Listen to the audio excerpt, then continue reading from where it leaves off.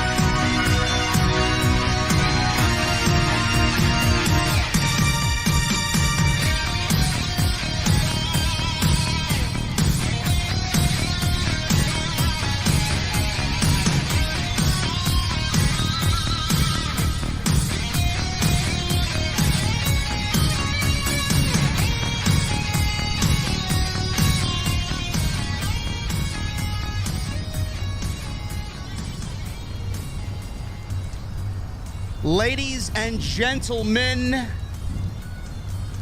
tonight is a very special night. Tonight, we are sitting inside the most beautiful, the most pristine, the most gorgeous speakeasy cocktail bar that you will ever set your eyes on.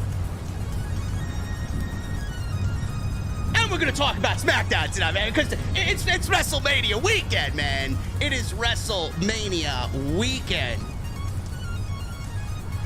We have the André the Giant Memorial Battle Royal tonight. Cody and Roman face to face. Did Cody struggle tonight? No. Cody did not struggle at all on the road to WrestleMania. Ring of Honor was tonight. New champions crowned. And an injury to poor Dante Martin. My God, man, what the hell happened over there? Gotta be kidding me. And we got a brand new drink menu that I hope you guys take a gander at, man. There's a couple bangers on there. Couple of drinks for the ladies as well, because we need to be diverse in the OTS venue. But there are a couple of bangers for my gents out there, man. Really. I hope that you guys are dressed sharp.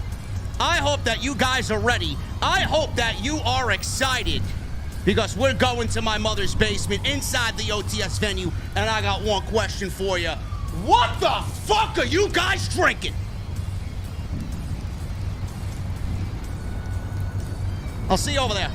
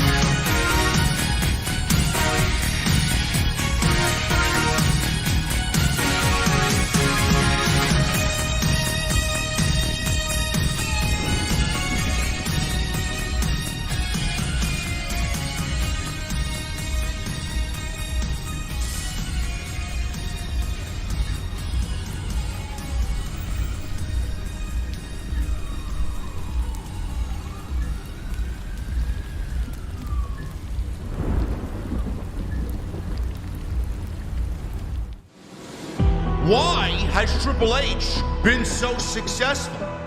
Why is Triple H running WWE better than Vince McMahon and Bruce Pritchard on Monday and Friday night? Long-term booking.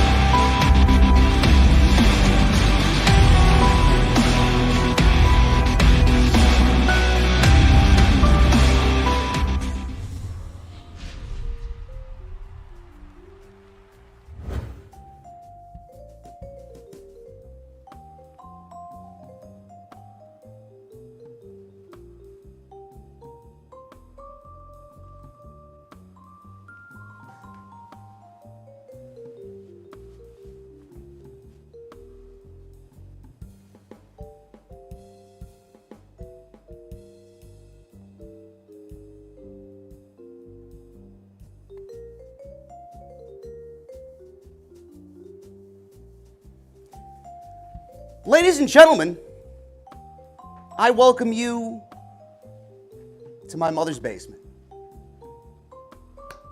This is where we gather to talk about professional wrestling. This is where we gather to drink our beverages ice cold. This is where we gather to eat Jesse's shitty tacos and listen to how he concocted his recipes. Nobody cares. Nobody cares. This is the next step in the evolution of Off the Script. This is the future that the IWC needs. This is the podcast that will set the tone for all other podcasts in the IWC. When I say nobody has done it better than Off the Script, that nobody has done it better than JD from New York, I mean it with every fiber of my being. This is the new era of Off the Script. Now order yourself a Tony's Cola Old Fashioned, order yourself a Brits DMD Daiquiri, order yourself a Ricky's Absolute Apple Teeny. Jesse, I don't know who the fuck came up with these drinks, bro. I mean, what type of mixologist did you get in here, bro? I mean, holy shit, man. We got any MJF Salty Have one of those. MJF Salty Bastard, man. What better way to celebrate the new Mother's Basement by drinking a MJF's Championship cocktail, man. Anyway, tonight we're going to talk about SmackDown, and tonight we're going to do what we usually do best, and that is deliver right here on Off the Script.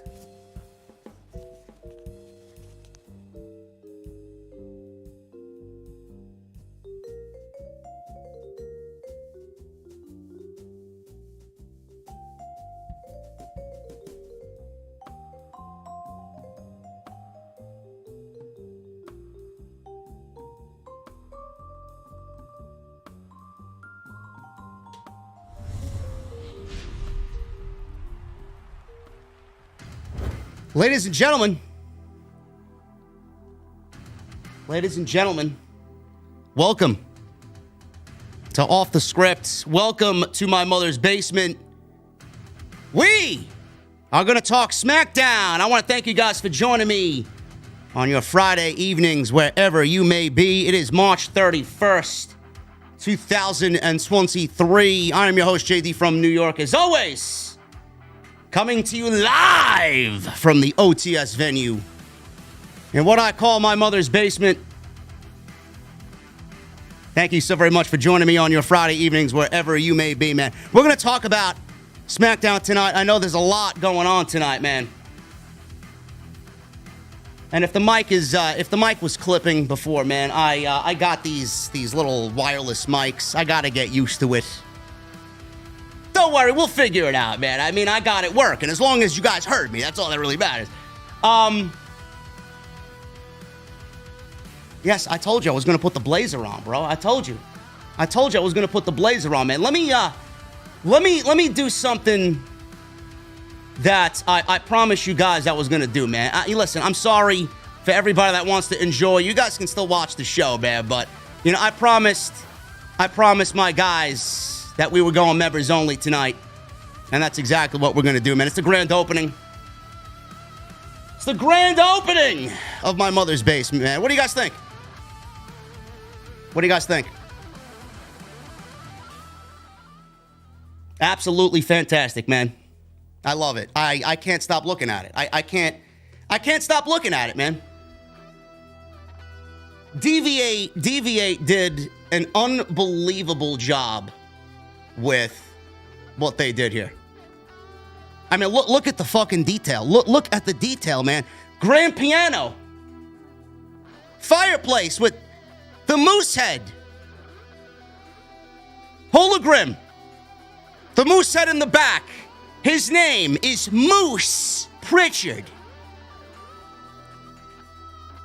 We got the Mafia photo of yours truly, and the eyes move, man. Look at the eyes. Look at the eyes. I'm all seeing.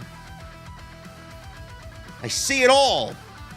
Got your whiskey barrels over on the wall there. We got the Neon Mother's Basement sign. We got the VIP couch. in the back, and of course, as always, I got my old-fashioned right in front of me, man. Unbelievable. Love you guys, man. I can't do this without you guys, man. Can't do this without you guys. I would not have the motivation to do it, honestly, without you guys, man. You guys drive me every day, so I appreciate the support on everything, honestly. We're gonna get into the SmackDown review tonight, man. I'm a little toasty in this blazer. I might have to take this off. A little toasty in here anyway. But we're gonna talk SmackDown tonight. We're gonna talk Cody Rhodes. We're gonna talk Roman. We're gonna talk Kevin Owens and Sami Zayn. We're gonna talk the Battle Royal. A lot happened tonight, man, and I got some news. We're gonna go over what is coming up on the podcast this weekend, man. It's gonna be a very, very busy weekend right here on the show. Tremendous. Tomorrow's gonna be one hell of a busy day, man. But I'm doing it to myself because it's WrestleMania weekend, and we only get one of them. We only get one of them. Tomorrow, I'm doing an NXT watch along for Stand and Deliver. I wanted to go live for NXT, but I didn't want to sit there and take notes, and I didn't want to sit there and watch and have my head in my iPad the entire time. So what I decided to do, and I'm usually against them because I don't really watch alongs. Like, I'll tune into Jesse's every now and then, but I know Jesse. I'll tune into Issa's every now and then, but I know Issa. But I never really understood the concept. My guy Evil Genius does them for MMA. People love them. People love them. So I'm going to do that tomorrow for NXT. We'll do like an in real-time review of the show. Give you my thoughts right there on the spot. So that's what we'll do. And we'll have fun with it. 1 p.m., I'll be on here. We'll stay till 3:30, 4 o'clock, whenever it ends. I'll have a quick lunch. And then we're actually back around 4:30. Tomorrow, I'm setting up, and this was a last-minute decision because I wanted to do something different for you guys. Tomorrow, I'm setting up a roundtable for WrestleMania predictions. So if I don't give you my WrestleMania predictions tonight, I'll go over them briefly. I'll give you the simplistic version tonight. But tomorrow we're going to do a WrestleMania roundtable. It's going to be me, obviously. It's going to be Jesse. It's going to be my boy Ango. And the fourth man that will be joining us on the roundtable, I got his thumbs up of approval today. It's a very difficult man to get a hold of. He's too busy lifting weights, that crazy son of a bitch. The fourth man for our roundtable tomorrow, JD, finally sits down with BC Amplified. I got the fucking man himself to sit down and discuss WWE with me. It's going to be awesome. If I could get it set up, hopefully things go right, man. For a last-minute thing, I hope it goes right. But it should be great tomorrow, man. It's going to be a busy day. And then tomorrow night we'll be live after WrestleMania Night 1, right back here in my mother's basement on the OTS. On the OTS podcast, in the OTS venue.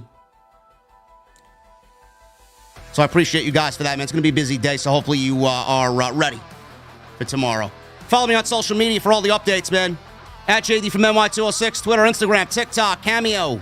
Make sure you hit that subscribe button down below. Turn on the bell for notifications. Make sure you guys go out and hit that thumbs up, man. If I don't see 1,000 likes for this beautiful fucking place that we're sitting in right now, man, I don't know what to tell you. Hit that thumbs up, man. 1,000 likes, absolutely minimum for tonight's debut grand opening of the Off the Script, My Mother's Basement. Go check out all the other videos that you might have missed on the channel. Everything you need is on the homepage. There were a couple of shorts that went up tonight. Go check that out.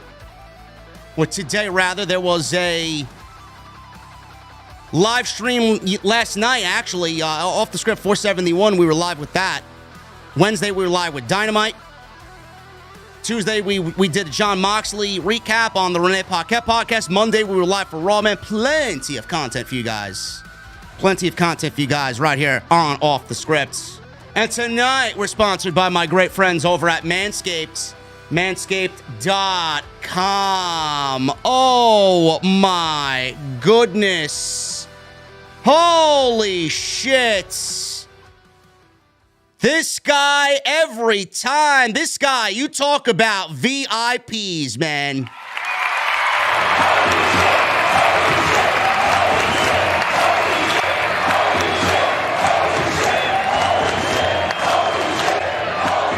Get this man whatever the fuck he wants all night, man. Holy shit. My guy Daryl with a $500 super chat. Kicking things off tonight in my mother's basement, man. Holy shit. Brother, thank you so very much. We got the VIP of VIPs in here tonight, sitting right back there under the beautiful mural, the beautiful portrait of the all-seeing JD dressed in a mafia suit, mafia tuxedo with a cigar in his hand, even though he doesn't smoke. But thank you so much, brother. I really appreciate you stopping by tonight and really showing your support for the podcast, man. I can't do it without guys like Daryl, and I can't do it without guys like you, man. I'm very excited, very grateful tonight. I'm in a good mood tonight. This is a very special night, and I thank you guys for joining me on what is going to be a momentous and record-breaking weekend for the podcast, man. I'm glad you guys are joining me right here on OTS. SmackDown. Let's get into it, man. SmackDown started with the Usos. They made their ring entrance tonight. Jimmy and Jey Uso versus Kevin Owens and Sami Zayn, man. If you asked me what my most anticipated match is for the weekend, it is that one. Undoubtedly, after tonight, there's no doubt about it. It's the main event of WrestleMania Night 1. It should be. There is no other choice. Charlotte Flair and Rhea Ripley. That boat has sailed off into the distance, man. No way at all is that match showing up in the main event. The Usos made their ring entrance tonight. Jimmy said tonight is the last SmackDown before the biggest tag team match of all time. Is it the biggest tag team match of all time? It very well may be the biggest tag team match of all time, man. In fact, if it's not the biggest tag team match of all time, it's the most important tag team match of all time. It is the biggest WrestleMania tag team match of all time. No doubt about it. No doubt about it. Sami Zayn's music played, and he and Kevin Owens walked out. Fans were singing along to Sami's theme song. I can't wait to hear 70,000 people singing that when they win the tag team titles tomorrow night. Sami's in the ring. Kevin Owens is there with him side by side. Sami said that they were right, that they're one night away from the biggest tag team championship match in WWE history. He said they put an end to this once and for all at WrestleMania. But tonight, before we take our tag team championships from you tomorrow, we're going to make sure there is nothing left unsaid between us. Owens then says he wanted them to know that he's pretty conflicted about what he has to do tomorrow night. He said there's a lot of history between him and the Usos. He said when he arrived in WWE, the Usos made him feel like he belonged. He said the Usos would hang out and play with his son when he brought him to the shows. He said he felt they could look up to them, but that stopped when they did their cousin's bidding. He said he lost all respect at that point, but it got worse at the Royal Rumble. He told them to look at him when he's talking to them because they were looking away or looking at each other. He yelled that they tried to take his livelihood away from him, and if not for Sami, they very well might have. He said there's part of him that doesn't want to do what he's going to do, but another part of him can't wait. He said they know what's going to happen at WrestleMania. They're going to take their tag team championships at WrestleMania. Jimmy started laughing and said they did show Owens love when he first arrived because that's the type of people we are. says they don't have love for either of them right now. He called them both chumps. He said E and J are the type of brotherhood that they want. Sammy said blood doesn't just make you family. Loyalty also makes you family. Jay asked what Sammy knows about that. Sammy says he was loyal to them from day one, and he was. And he was. They were the ones who chose blood over loyalty. They said they chose Roman because he was blood, even though he's never been loyal to them. That seemed to ring true to Jay, who all of a sudden just hangs his head down and looks a little defeated. So Sami Zayn possibly planting some seeds here. Seeds of doubt. All in the mind of Jey Uso. He turned around, he then turned back to Sami and told him the weight and pressure of the bloodline has always been on them. Sami told them that the weight and the pressure of the bloodline has always revolved around the Usos. Sami said when they take their titles, it's the end of reigns and end of the bloodline. Then you can go back to just being you, the Usos. The guys, were there. And Kevin is in the ring there. So Sami says the guys Kevin talked about, years ago that everyone in the locker room loved, says they can go back to being those guys. They can go back to being the Usos. But they won't have the tag team titles with them anymore. They stared at each other in silence for a minute before Jay said, no, that ain't it. He predicted it'll be the same thing with Sami and KO as always. Said Sami will lose the big match and Owens will stab Sami in the back again. And said, meanwhile, they'll be going about their business as the longest reigning tag team champions in WWE history. Jay said they're sick of everyone saying the bloodline is going to fall. He said that they'll be announced as still tag team champions. The Usos left the ring and Jey Uso, it was all about Jey Uso again, man. The Usos worked their way up the ramp, and the Street Profits came out for their match that actually opened SmackDown tonight. WWE, with intent, is planting seeds to the fans, to people there, to people watching at home. The seeds that are planted right now with Sami telling Jey Uso and Jimmy Uso that the pressure of the bloodline is on them. Everything about the bloodline, the success of the bloodline revolves around them. They have the weight of the bloodline on their shoulders. Everything regarding the bloodline always has to go through Jey and Jimmy Uso. They are the ones that take care of it. Sami Zayn casting doubt over Jimmy and Jey Uso right now, or at least striking that fear of doubt in Jimmy and Jey Uso, is going to be the next chapter of this storyline moving forward for the bloodline. Sami and KO may be exiting as characters in this storyline. Because when they win the tag team championships tomorrow night, in the most important tag team title match in company history, they will no longer have anything to do with this story. Their story is completed. Their story is finished. They finished their story. They'll move on. They'll move on to whomever wins that fatal four-way showcase match. Rumor has it that WWE may be getting Tommaso Ciampa and Johnny Gargano back together. I'd love to see those two teams feud over the tag team championships, man. Oh, my goodness.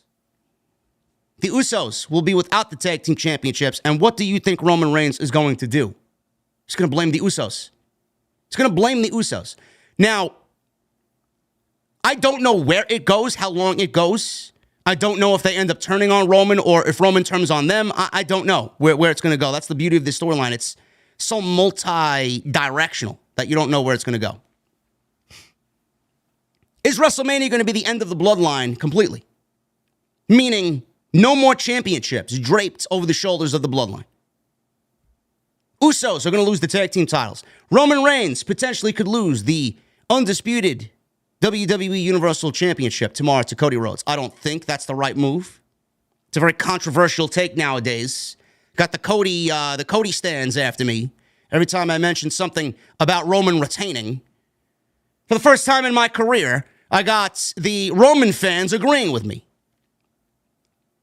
Is tomorrow night the end of the bloodline or the beginnings of the end of the bloodline? Is WrestleMania the end of the bloodline as we see it now? I don't know. Can you see the Usos losing and then Roman losing?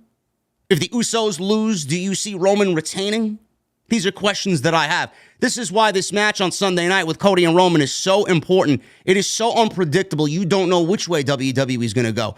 And I said it on Friday last week when I talked about Cody and everything that he's done so far. I said it on Monday as well.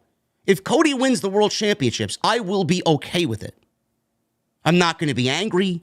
I'm not going to be volatile. I'm not going to be upset in any way, shape, or form. I will understand why they did it.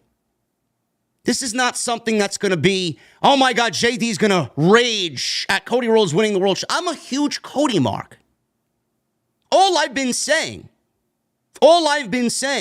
for weeks is I don't think Cody has struggled enough. And I'm not the only one that thinks that. Cody's road to WrestleMania has been very easy. He hasn't struggled. He hasn't suffered any adversity. He won the Royal Rumble. He's beaten Solo. He hasn't had any faults or any potholes in front of him. There's no bumpiness on this road. He wasn't attacked. He didn't have to overcome adversity. He wasn't beaten down. He wasn't given a mountain to climb. Nothing. Cody's road has been the easiest, I think, in modern WWE history, especially against somebody like Roman Reigns. Do you understand where I'm coming from? Do you understand why I feel 944 days as champion should not be given up so easily? There's got to be something. There's got to be something in the way of adversity for Cody Rhodes. Does that adversity show up at the end of the match? Is the adversity that I'm talking about present itself in a way in the main event that helps Roman Reigns retain the titles? Royal Rumble, people will cite the Royal Rumble, but I could sit here and give you every fucking reason why Roman Reigns should retain the title, and that's not a good reason. Cody won the Royal Rumble. He came out at number 30. Easy. Handed to him on a silver platter. WWE made the excuse that, he wasn't cleared before the Royal Rumble. 3 weeks they announced him before the Royal Rumble. He wasn't cleared then. They cleared him the day of. Bullshit.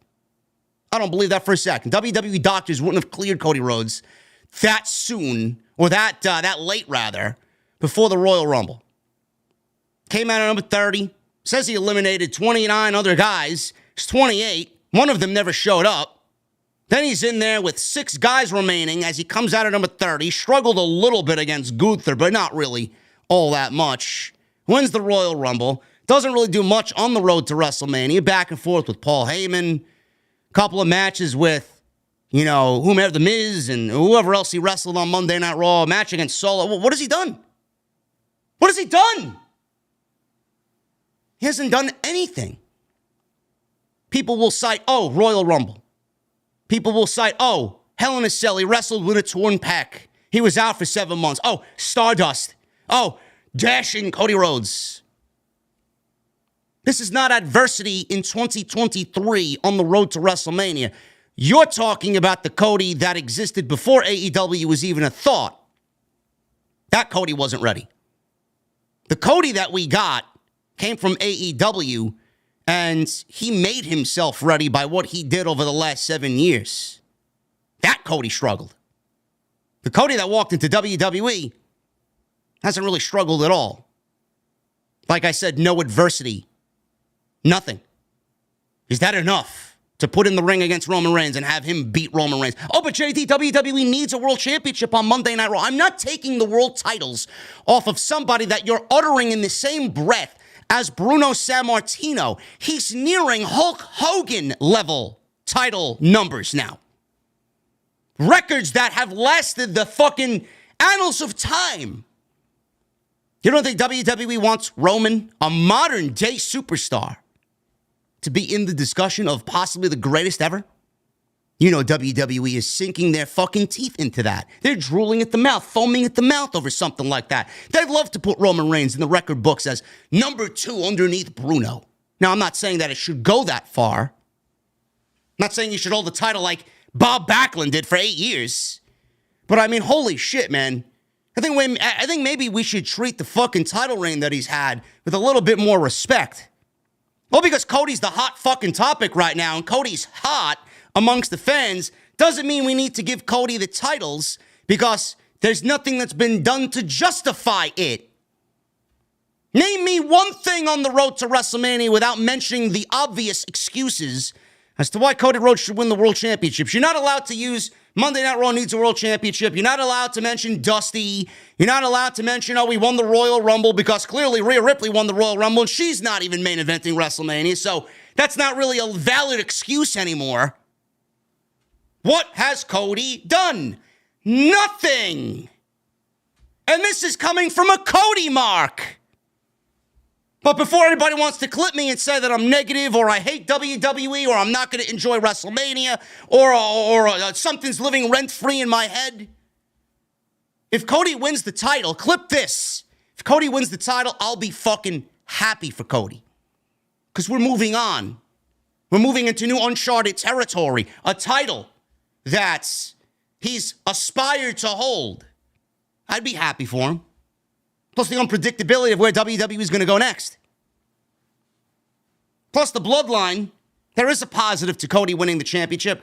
The Bloodline, they don't need the titles to continue their story because the story obviously was planted here with Sami Zayn and Kevin Owens. The story is Jey Uso and his mind playing tricks on him. Sami is casting that doubt, planting those seeds of doubt in his head. Is Roman really using us? Does Roman really love us and care about us? Are we really the backbone of the Bloodline and he's been bullying us for the last 3 years?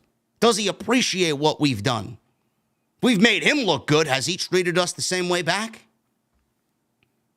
I don't know.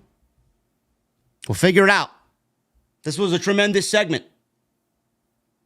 Cody fan, you are, JD, but you're a realist first, says Jen in the chat. There you go. If I'm not being honest with you guys, what am I doing here? Why am I even here? Excellent segment between these four guys. It's the one match I'm looking forward to most on Saturday night and Sunday night. Montez Ford, Eric of the Viking Raiders, Ricochet, and Chad Gable. This was a WrestleMania Showcase singles preview match. So they basically gave half of this match away that we're getting at WrestleMania. This was actually very fun. They went 9 minutes. They didn't go too long. They didn't give you too much. They didn't really go out there and blow you away with what I know Ricochet is going to do at WrestleMania or Chad Gable or a Montez Ford. I mean, they're saving their best shit for the pay-per-view, and you know that. So there's no... Normally I'd say, this is a Vince McMahon thing. He booked some of a match that we're seeing on the pay-per-view on SmackDown, but you can get away with this because these guys are great, and it really doesn't matter. Plus, I don't think Montez and Ricochet really even gave you a tenth of what they're going to do. So it was fast-paced. There was a ton of action. It was just as fun as what we saw on Monday with that match that we saw on Monday, that 8-man tag. Awesome stuff. So they all paired off at the bell, trading shots. Ford and Ricochet sent Gable and Eric to ringside. They bumped into each other. They squared off. They went back and forth, came to a standstill, and Ford started dancing. Gable jumped in the ring and started dancing until Ford and Ricochet hit a double dropkick. They sent Eric to the floor. This allowed Ricochet to dance, and Eric and Gable caught Ford and Ricochet when they both went for a plancha. Eric hit a power slam on Ford as Gable gave Ricochet a suplex. They're back in the ring now. Ricochet briefly gained control of the match. Valhalla. Sarah Logan on the outside caused the distraction. This allowed Eric to take over. Gable blindsided Eric with a clothesline as they went to a commercial break. We're back from break. Eric hit a superplex off the top rope. Montez Ford then fired up. He ran wild. Ricochet took care of him. Gable came out of nowhere and hit a rolling German for a very close 2 count. Ford hit a huge dive, wiping out everybody on the outside. And then Montez Ford hit the big frog splash on Gable, but bounced off. That allowed Ricochet to hit a shooting star press on Gable. So Gable got the double whammy there 1, 2, 3, and Ricochet and Braun Strowman looking like the odds-on favorites going into WrestleMania for this showcase match. I believe the winners of this will get a tag team title match whenever WWE decides to give it against whomever walks out the champions. More than likely, Kevin Owens and Sami Zayn will be the new tag team champions. At that point, I would think a heel team would win. Ricochet and Braun Strowman are definitely a team that are exciting, but they've had opportunity after opportunity, and they don't really need to lose again together. Otherwise, it just shows that the team really isn't working if they can't win the big one together. The Street Profits, obviously, they've been there, done that. Don't really care about seeing that match because the Street Profits have been tag team champions everywhere they went. Even though it would probably be a great match, I don't really think that putting the Street Profits in another tag team title match that they're not going to win is the best move for them. Gable and Otis would be great against Owens and Sami Zayn. I think that would be a fun match. Maybe we could use that match to kind of facilitate the breakup of Otis and Gable because that's where it's going with Otis and the Maximum Male Models. Or Ivar and Eric, the Viking Raiders. I mean, I could see either one of those two teams being put in a tag team title match with KO and Sami after WrestleMania, and an innocent loss for either one of those teams is not going to really do much. If anything, it would be two decent heel tag teams going up against a hot babyface team and them getting the victory. Two easy teams for Sami and KO to win against. So we'll see what happens. But this was a fun 10-minute affair here on SmackDown. And the showcase match, I said this on SmackDown, the showcase match, the tag team showcase match with the men has the opportunity, if WWE allows them to go out there and fucking tear the house down, this has the opportunity to be one of the best matches of the entire weekend. It could legitimately steal the show if they allow Ricochet and Montez to do whatever the fuck they need to do out there. Should be fun. Roman Reigns. He met up with the Usos, Solo Sikoa, and Paul Heyman in the back, sits in the locker room, and he was not very happy about what happened out there with Sami Zayn and KO. We got a video package hyping up Charlotte and Bianca Belair.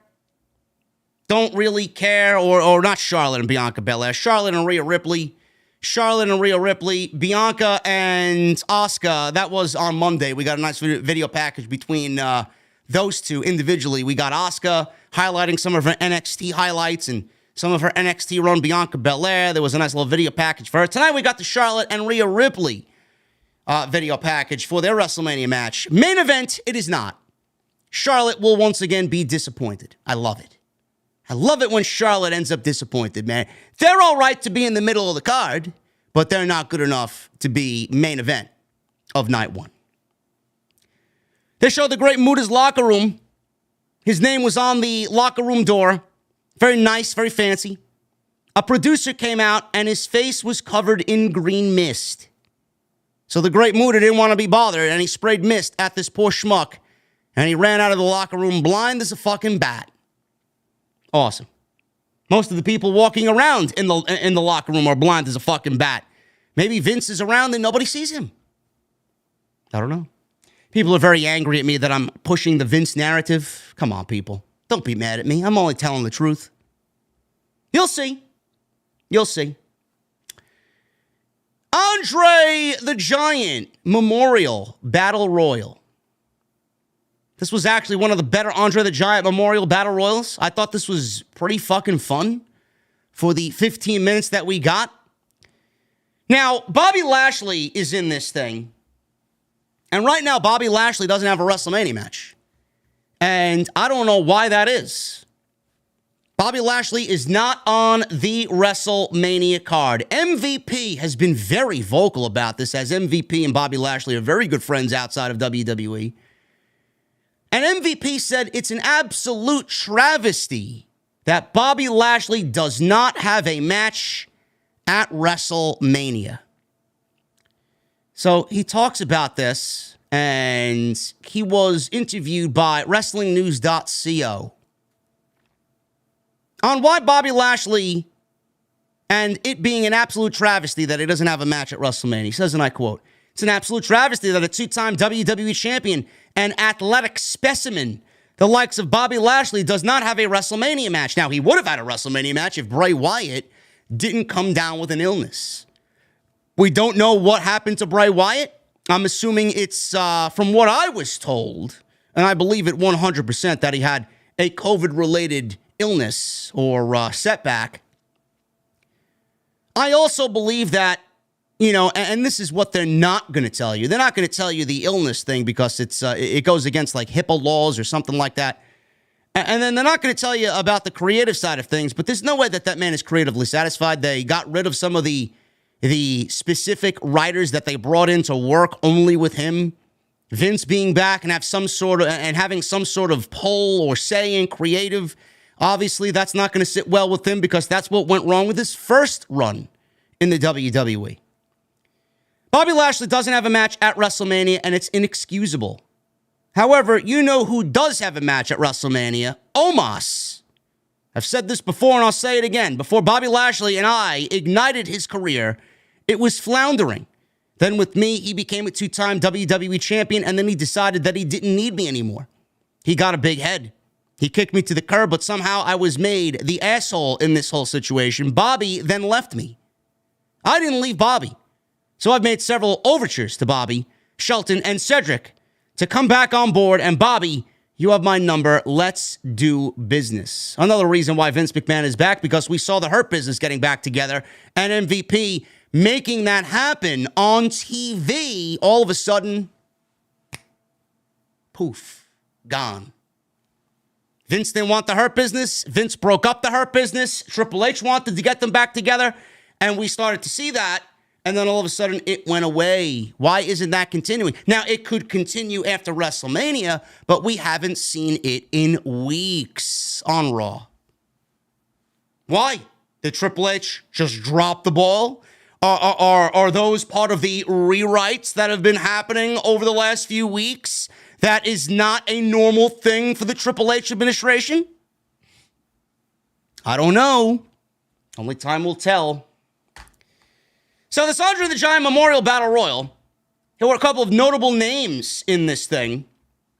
And we had the likes of Lashley, LA Knight, Xavier Woods, Baron Corbin, Karrion Kross, Bronson Reed, Johnny Gargano, Madcap Moss, who won it last year, Elias, Rick Boogs, Mustafa Ali, Dolph Ziggler, Butch, Ridge Holland, Dexter Lumis, Santos Escobar, Ashante the Adonis, Top Dollar, you know them as Shiro.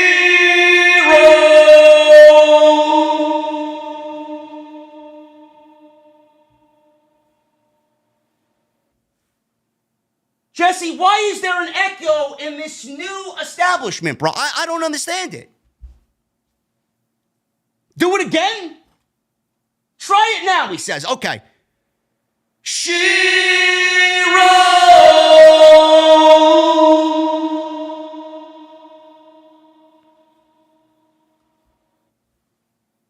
I don't know what to tell you, man. I think you're fucking trolling me, bro. I think you're trolling me. I don't know. Ridge Holland. I mentioned Ridge. Ashante Adonis, Top Flopper, Bottom Dollar, Dollar Tree. Those are one guy. That's one guy, by the way. It's not three guys. Humberto! My guy Humberto, man. How you doing, Humberto? Angel Garza. We love Angel Garza. Cedric Alexander, Shelton Benjamin, Otis, Carl Anderson, and Luke Gallows.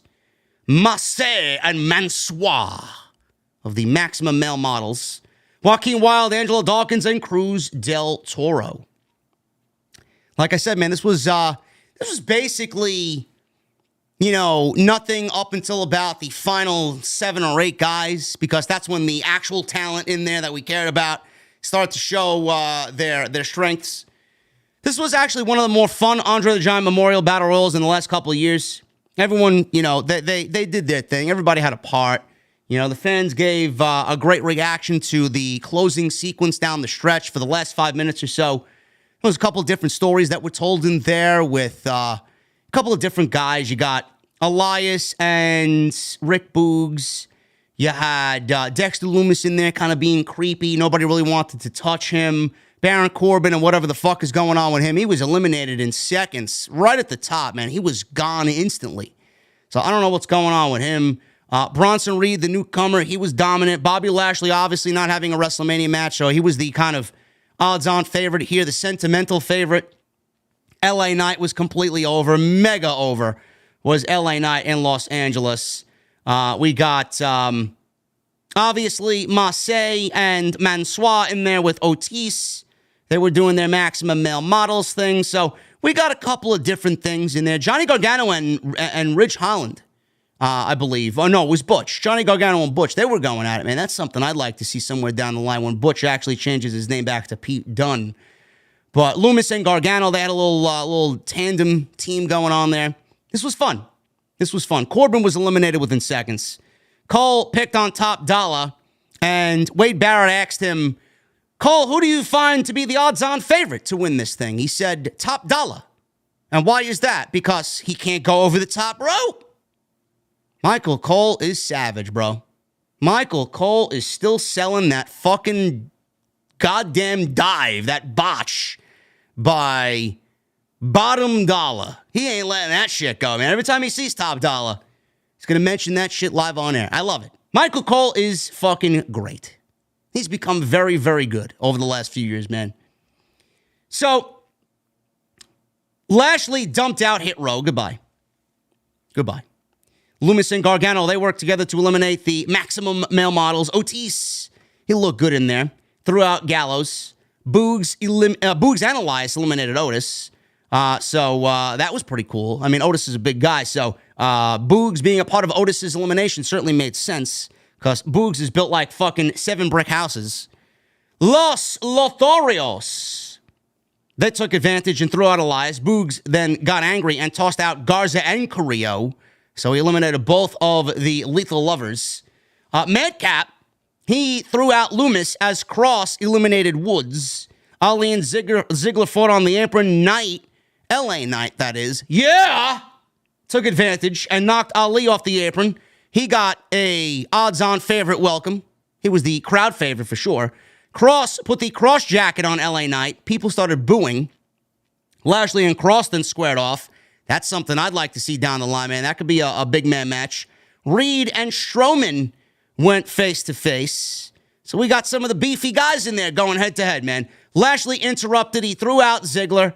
Reed, Lashley, and Strowman all started brawling in the middle of the ring. Gargano and Butch, they fought in the middle of the ring. Gargano nailed Butch with a beautiful DDT, spiked him right on top of his head. Everybody started hitting big moves. This led to Lashley dumping out Gargano. Reed dumped out Butch. He landed on the apron. Reed then threw out Holland. Reed pushed Butch off the apron to eliminate him.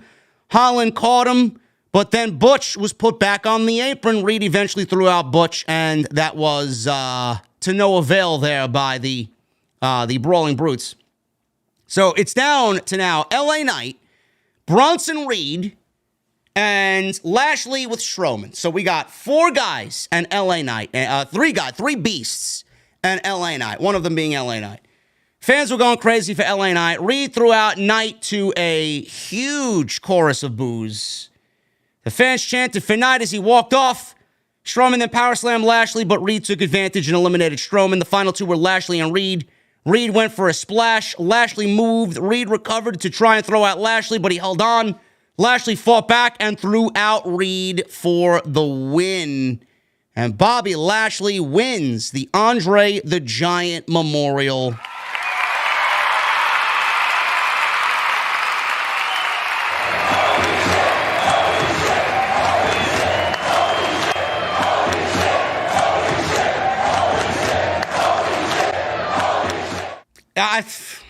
I don't believe it, man. I really don't believe. Another round of applause.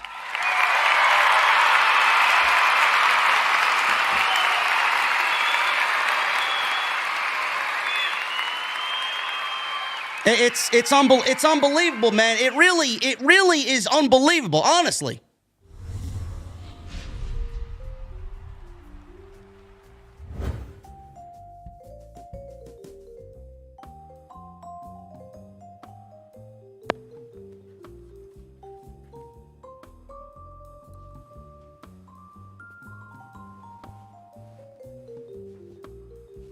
I'll tell you guys, man, you know, Osakui, this guy owns the fucking bar, man. He really does. He really owns this joint. I just work here. I just work here, man. Unbelievable support, man. This is the level of support that you guys have given me for, and sometimes I'm just left speechless. Sometimes I'm just left speechless with all of it, man. You guys give me this level of support that, to me, I go to bed at night and I'm thinking, how fucking lucky am I, man? I got the best fucking fans in the world. Osakui with a $500 super chat donation. Daryl with a $500 super chat donation earlier in the night. You guys are fucking incredible, man. I can't thank you enough, man. Osakui, I wish I was out on the West Coast, man. I said this on Twitter. I wish I was out on the West Coast, man. Me and the crew would be taking you out, man, drinks and fucking the finest steaks that the West Coast can serve up, man. Unbelievable. You guys are fucking incredible. We're going to continue on with the rest of the show, man. I just wanted to show my appreciation. You guys can have anything off this menu here, man. I mean, order yourself whatever the fuck you want, man. All night on me. All night on me. We're going to talk about the André the Giant Memorial Battle Royal. Wrap that up. We're going to get into the Cody and Roman face-to-face at the end of the show. And we'll give our quick rundown of the WrestleMania predictions right here on Off the Script, man. Take it easy. Pull up a chair, order a beverage, and let's continue the show.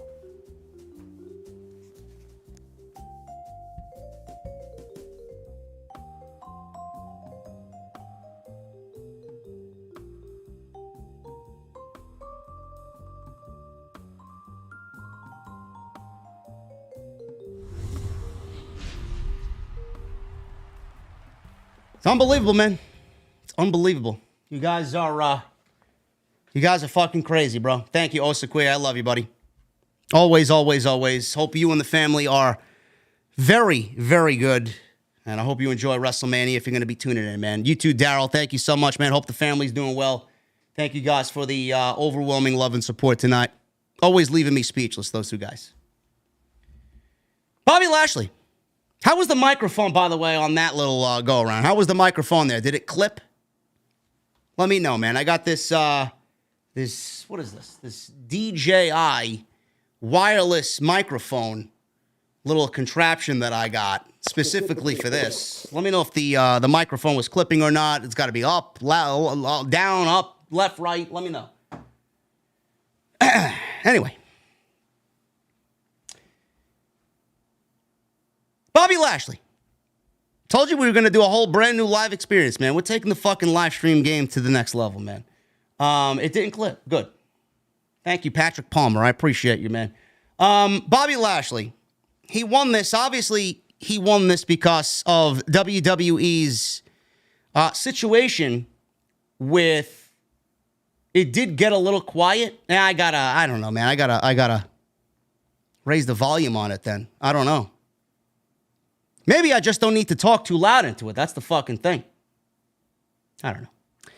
Bobby Lashley, man. The reason why Bobby Lashley won this thing is because he was the sentimental guy going into this thing. WWE felt bad for him.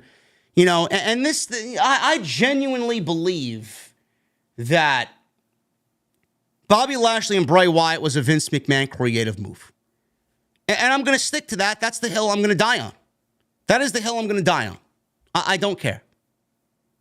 Oh, JD, Vince didn't book anything at WrestleMania. Yes, he did.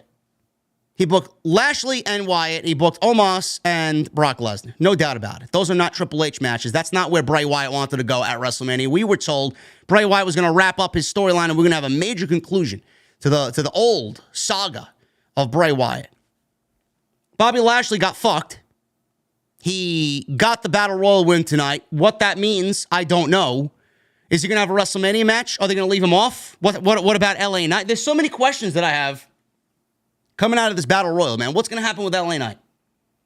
What's going to happen with is LA Knight going to have a match at WrestleMania? He needs to be there tomorrow. He absolutely needs to be there tomorrow. Bobby Lashley not going to have a match? I mean, this is the guy that carried the WWE, the Hurt Business. You know, I know you guys watch the pandemic shows. We lived through fucking the Hurt Business, the majority of the Hurt Business running WWE in an empty gymnasium. Bobby Lashley, get this. Bobby Lashley, whatever MVP said, that it's inexcusable that Bobby Lashley doesn't have a WrestleMania match. It's 100% factual. Bobby Lashley, I'm not the biggest Bobby Lashley guy. I find him to be boring.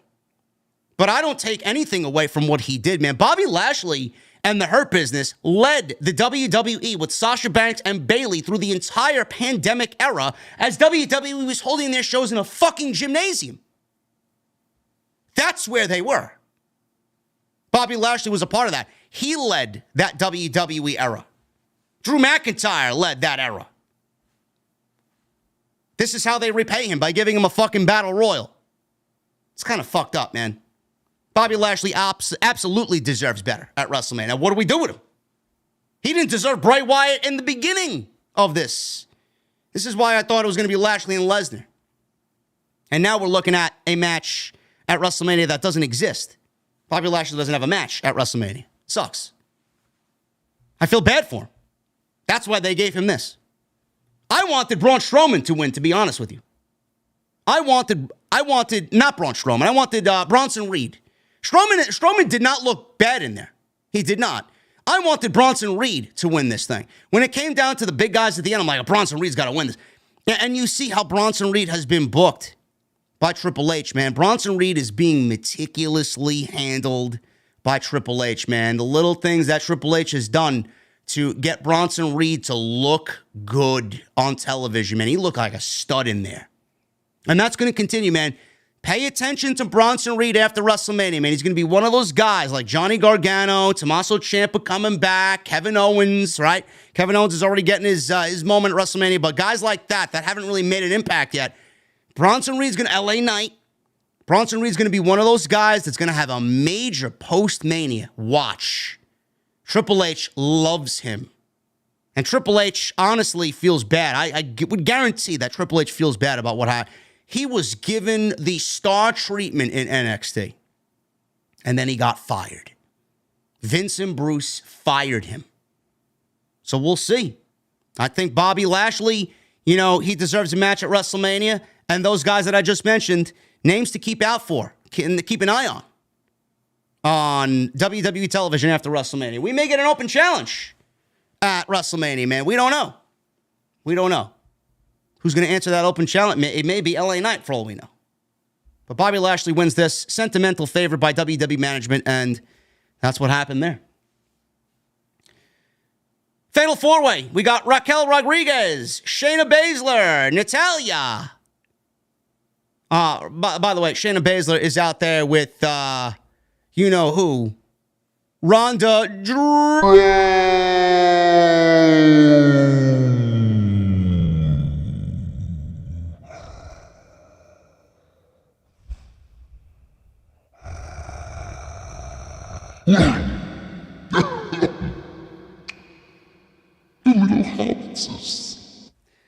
Ronda out there with Shayna, Natalya with Shotzi, and Sonya Deville with Chelsea Green.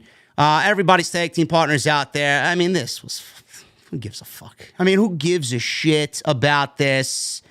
We got the Tejana bomb with Rodriguez, hitting it on Deville for the 1-2-3. Goodbye. Bathroom break, if I ever needed one at WrestleMania. It doesn't matter. Moving on. I'm not talking about the ladies, man. They are absolutely inconsequential and fucking irrelevant to me in every way on SmackDown. Moving on.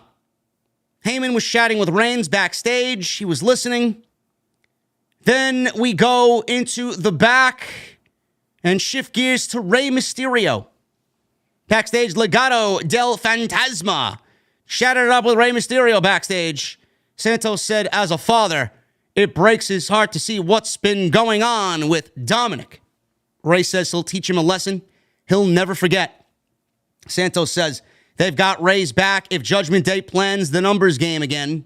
Rey said if they do that, it'll be done in style. So Rey handed everybody some black t-shirts. And Rey then turned the t-shirt around, and it revealed the LWO logo. We now have the rebirth of the Latino World Order on WWE television. Rey Mysterio, Santos Escobar, Cruz del Toro, and Joaquin Wilde. Legado del Fantasma has now merged into a faction with Rey Mysterio, and they're giving us the Latino World Order once again on WWE television. More than likely a Triple H idea, I would say. Legado, I like this idea because Legado wasn't going to get over with what they were doing right now on television with that name and that NXT presentation. This is being done. This is being done to give them a little bit more of a shine.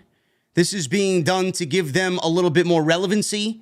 This is being done to get them over because the fans know the LWO. They know about what the LWO was.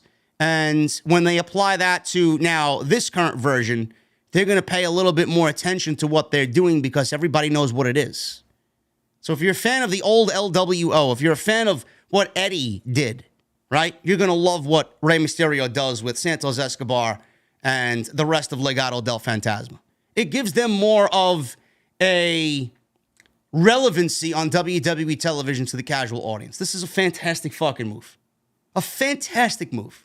I have absolutely no problem with them kind of shining it up and giving it some new life on WWE television. Brilliant. Brilliant. First of all, the camaraderie and the tag team here, the little faction between Santos and Rey Mysterio is brilliant in itself because everybody loves Rey. Everybody loves Rey. And then you get Santos to rub off on that. You get Cruz del Toro and Joaquin Wilde to rub off on that. They're going to be over by association because they're aligned with Rey Mysterio. Then they're feuding with Dominic, who's got some great heel heat going for himself, going into a feud with Judgment Day. It's going to be awesome. So this is not over at WrestleMania. This is not over yet. This is going to be very, very good. This is going to be the next big faction warfare on WWE television. Then you always have in the back of your mind, when Santos is over enough as a babyface after his alignment with Rey Mysterio, when that day comes, when they want to turn Santos back into a heel the way he was brought up from the NXT brand to the main roster, nobody really knew who he was. He was a great heel down there. It was a great faction down there. Everybody loved them down there. But that's down there. They didn't know them on the main roster. So when Santos turns on Rey, Santos is going to be mega over as a heel. He's going to have fucking volcanic levels of heel heat. This is fucking great. I love it. Love, love, love this. LWO is back on WWE TV. Sheamus and Drew McIntyre, they went to team up. And the good old, can they coexist storyline on WWE television. Sheamus and Drew McIntyre versus Imperium, Giovanni Vinci, and Ludwig Kaiser. Michael Cole calls him Ludwig. Is it Ludwig? I don't know. Maybe I'm pronouncing it wrong. Decent little tag team match here. They went 18 minutes. I mean, when I say Imperium are the most underrated tag team in the entire company, man. I told you this when they were in NXT, man. What did I tell you guys, if you remember? Does anybody remember what I said about Imperium down on NXT?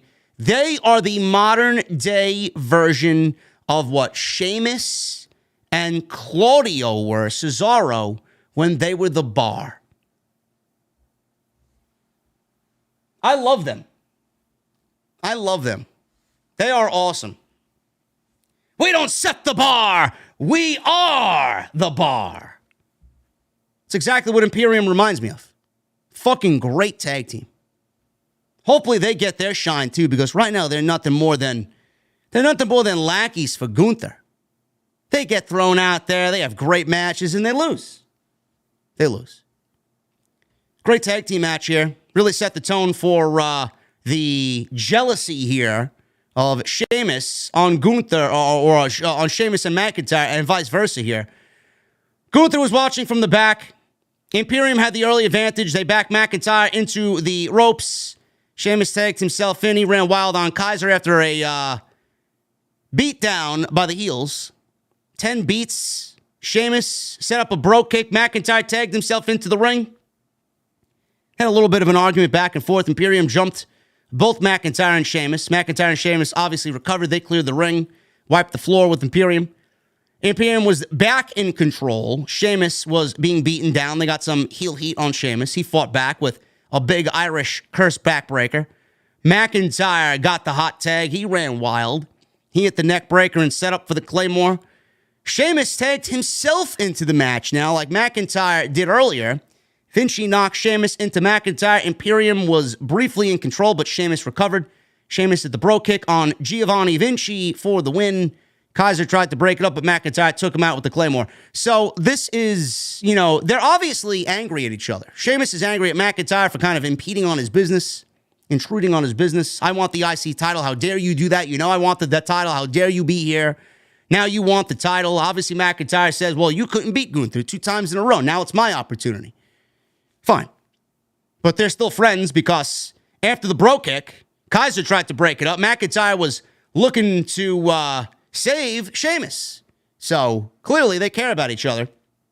And this is going to be a colossal warfare, man. This match is going to be fucking incredible.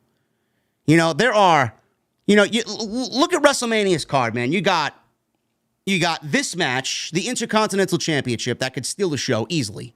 I mean, if it's anything like, look at the last match that they had on SmackDown. Look at the match at Clash of the Castle. One of the best IC title matches of the modern era. Now throw Drew McIntyre into that mix. What do you got? How could it be worse? And it's at WrestleMania. And Triple H is going to have that IC title fucking shining bright at WrestleMania. This match may steal the entire weekend. That's a 5-star match waiting to happen. Classic. Then you got Logan Paul versus Seth Rollins. Another match that could steal the show. Kevin Owens and Usos. Kevin Owens and Sami Zayn versus the Usos could steal the show. Roman Reigns and Cody could steal the show. How many matches of the year candidate WWE has on one WrestleMania? Fucking great. Even the tag team fatal 4-way showcase men's tag team match could steal the fucking show. John Cena versus Austin Theory. Gonna be a great match. Some great shit on this WrestleMania, man. This may be the best WrestleMania card in years. This is easily the best WrestleMania card on paper. I think it's going to deliver. This may be the best WrestleMania since WrestleMania 30. Love it. Roman Reigns and Cody Rhodes. We have the final showdown. All roads lead to Roman. It's the final segment of the night. Cody made his entrance. What do you want to talk about? Cody seems to think that's getting over with the fans, man. I kind of find it to be a little cringe when he says it. What do you want to talk about? Cody made his ring entrance. He gets on the microphone, obviously. What do you want to talk about? Then he says, obviously, he returns home with his tail between his legs after things didn't work out. 2 decades later, he's in Hollywood again, looking to live that dream. Talked about being in the best shape of his life, and now he's trying to be sure his diet and his mind is right for the weekend. He thanked the fans for letting him be himself. Says he's trying to be poised and controlled. He says that he can be a sign something is broken inside. He said that the only medicine for him is to beat Roman Reigns on Sunday. So the last time they stood face to face, he laid the title belts in front of him and said he couldn't be the guy in his own company. Cody said that's rich coming from Roman because it took Roman 8. This next line was something that should have been said weeks ago. They're just mentioning it now, the night before WrestleMania, which blew my mind. I've been asking for this one line. I've been asking for half of these fucking lines that they delivered in the last 2 weeks. Weeks ago.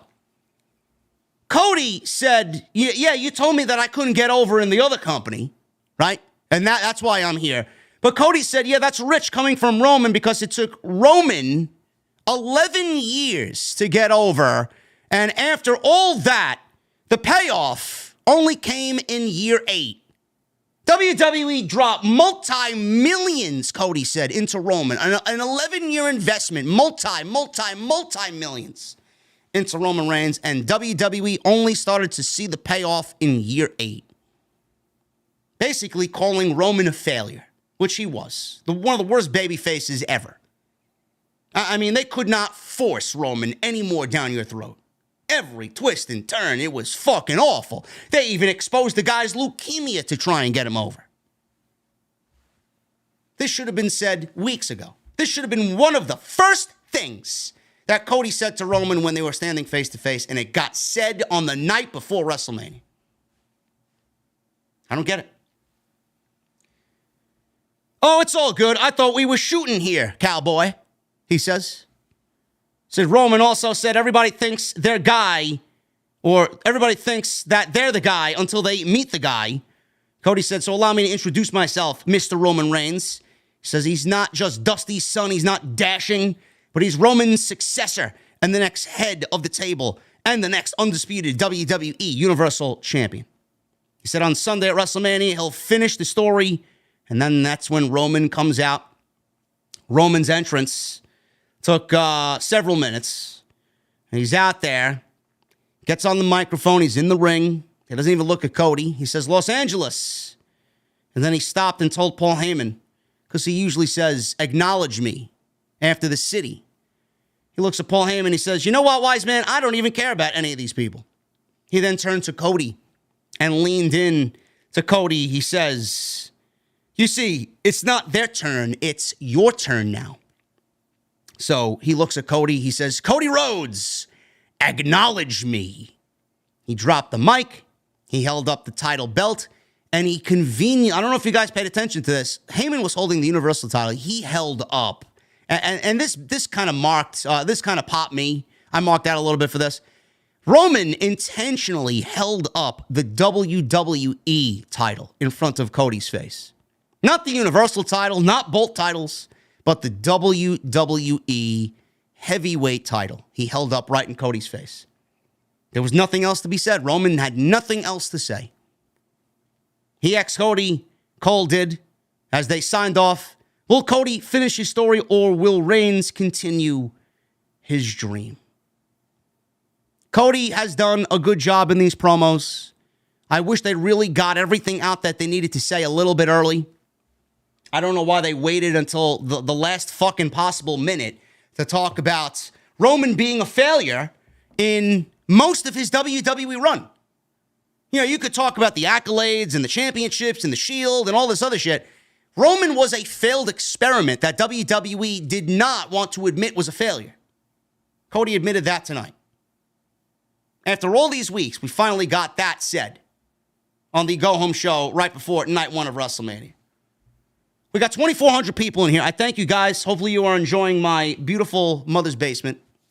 Taking the age-old fucking criticism and the age-old troll comment, and we made it into a fucking design, man. Now you guys can legitimately say, yeah, I sit in my mother's basement. For everybody that's now just joining me, it's always a hot-button topic. It's always a hot-button topic. Is Roman Reigns going to drop the titles at WrestleMania? Does Cody win the titles at WrestleMania? I'm going to say this again to everybody. If you're just joining me now, coming out from the Hall of Fame. If Cody wins the championships, I am going to be okay with it. I am fine with it. I have no ill will towards Cody. I'm a Cody mark. I love Cody. I've watched him from early WWE through the Indies. I called his match. He was in House of Glory. I loved that version of Cody. I had the opportunity to call a Cody Rhodes world title match inside a House of Glory ring. Something I'll never forget, man. I was fucking stoked. Joins AEW. I loved his work in AEW. I didn't want to see him leave AEW. Cody Rhodes and AEW management handcuffed the fuck out of him with that stupid stipulation that he couldn't challenge for the world championship anymore. Then he goes on several interviews, and one of the clips that came out today, one of the quotes that came out today is that he didn't want to be a coach anymore. He wanted to be a player on the field. He felt like he was a coach in AEW more than he was a player on the field. He was spinning his wheels in AEW. Tony Khan didn't want to lose Cody Rhodes, ever. But Cody needed to do this for himself. This was the only opportunity he had. This is it for him. This is why he came. This this moment, this match, this night. Does he get the job done? He eventually gets the job done. If he wins on Sunday, we party. If Roman Reigns wins on Sunday, we party. I'm okay with either one of them winning. I can see the pros and the cons to either one of them winning. I can. That's what you guys don't understand. The only gripe I've ever had with Cody Rhodes on the road to WrestleMania, and I'm talking about January until now, March 31 now, April 1, the only problem I have, and I mentioned this earlier, is that Cody has had it too easy. Cody has not struggled at all on the road to WrestleMania. And you cannot refute that. You cannot use the excuse of Hell in a Cell and him tearing a pec. You cannot use the excuse of, oh, he won the Royal Rumble and he lasted through 29 guys. He didn't. First of all, one of those guys didn't even come out. 28 guys. He didn't. He went in there and he was amongst 6 men left. Then he went an extra 10 with Gunther at the end, who lasted an hour. He's done nothing on the road to WrestleMania outside of a couple matches, a couple of promos, some with Paul Heyman, some without Paul Heyman, some with Roman. You can't use the excuse of, oh, WWE needs the title back on Monday Night Raw. You can't use these excuses to put the title on Cody. Oh, he's hot. You got to strike while the iron is hot. Cody has not had any adversity from January to April. This is Roman Reigns we're talking about. This is not Drew McIntyre. This is not Bobby Lashley. This is not some fucking rinky-dink champion that's been champion for 6 months. We're not crowning a new champion off of somebody who is middle of the road and not important. Roman Reigns is the greatest final boss in the history of the company. Roman Reigns is going to be a legendary fucking world champion by the end of his title run. This is going to be one of the most memorable title runs in the history of this entire company. I don't think what Cody Rhodes has done from January to February is enough for me to sit there and think, yeah, let's crown him world champion because Roman is boring. The bloodline is boring. Roman needs to drop the titles. We need this on Monday. We need fresh matchups. We need this and that. Do you hear the reaction that Roman gets when he comes out? That's not a reaction of people who want to see him go away. Roman is still the guy. Roman is going to be around for a very long time. Part-time or not, he's still going to be around. Has Cody done enough? No. He hasn't had any adversity. He hasn't struggled. The bloodline hasn't laid a fucking hand on him. He hasn't been beaten down. There's no mountain for him to climb. Legitimately, Cody, just picture this. Cody's climbing a mountain. You'd think that there's some perilous fucking venture up the mountain, right? This man basically fucking sped up the mountain with no struggle at all. He didn't slip. He didn't fucking lose a grip. Nothing. Cody has not struggled. I don't think that's fair to Roman. Everybody else before Cody has struggled against Roman. And now the one guy that you want, because Roman is boring, and we have all these excuses, Cody's hot, Cody's the guy, you gotta strike now. This is the guy you want to crown now. And if Roman wins on Sunday, what happens? Are you going to be upset? You're going to be mad? This is not some regular WWE champion. This is Roman Reigns. Life will go on. I'd be the first to tell you that Roman needs to lose the fucking championships. The story hasn't played out the way that I expected. Cody hasn't had any adversity whatsoever. And I don't deem him worthy enough right now to beat Roman Reigns because he hasn't gone through the trials and tribulations yet. Can't use 6 years. You can't use the 7-year run that he had on the Indies. You can't use Hell in a Cell. Can't use the torn pec. You can't use Stardust. You can't use Dashing. You can't use Dusty. These are things that happened then. Talking about now. Now, the road to WrestleMania. It's not enough. Hate me. Call me, a mark. Call me negative. Say that I'm controversial. I don't know what I'm talking about, say that I have L takes. I'm sorry. It's the way I feel. But I want to see you clip this, because I said this before. If Cody wins, it's not, ha, ha, ha, JD was wrong. No, it's, yes, we celebrate. Because I have absolutely zero problem with Cody winning the championship on Sunday night. I just don't think it's the right move. That's all I'm saying. Thank you guys for your support, man. I really appreciate you guys hanging out on this Friday night, early Saturday morning. I did not watch the Ring of Honor show. I actually saw some clips about some of the more notable things that happened on the show. You know, poor Dante Martin, man. That spot, it was a fucking Canadian or a Mexican destroyer off of a ladder bridge through what looked to be 3 tables down below, man. I mean, people were talking about Dante's ankle as if Sid Justice tore his or broke his ankle live on Nitro, if you guys remember. That's how bad people were saying it was. All for a reckless fucking spot that barely anybody seen, right? The people in attendance saw it. How many people watched it on pay-per-view? 10,000, 15,000 maybe? If that. Not even that.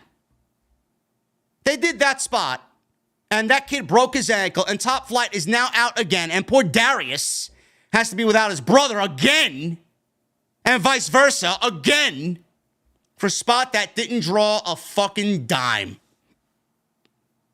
Is that me being negative? Spots like that need to stop. Top Flight and their style is very Hardy-esque. They will have very short-lived careers if they don't change their styles. Everybody in that match needs to change their style just a little bit, man. This recklessness in pro wrestling is very sad to see. That's an injury that is easily it's avoidable. It's avoidable. I don't know why they went and did such a stupid move. Some of you guys are saying it was a great show. I'm going to go back and watch it. I don't know when I'm going to talk about it, but I'm going to go back and watch it. I may watch it at some point this weekend. Why did I cover SmackDown and not Ring of Honor? It's WrestleMania. It's WrestleMania weekend. There's story on SmackDown. There's story going into Mania. How many matches had a story coming out of Ring of Honor? I haven't watched one Ring of Honor television show on the Ring of Honor Honor Club subscription. How many matches had a story? Gonna sit here and talk about fucking Vikingo doing a 630 fucking backwards plancha? It's about story, man. This weekend's about story. This weekend's not about fucking depth-defying fucking flips and dives and indie wrestling. I'll watch it when I watch it, and I'll watch it on my own time, and I'll enjoy it when I watch it.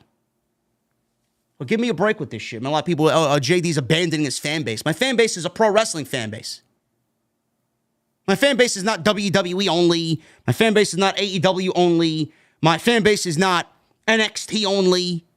My fan base is pro wrestling. We talk about pro wrestling and all major pro wrestling companies here. Not Impact, though. Nobody watches Impact.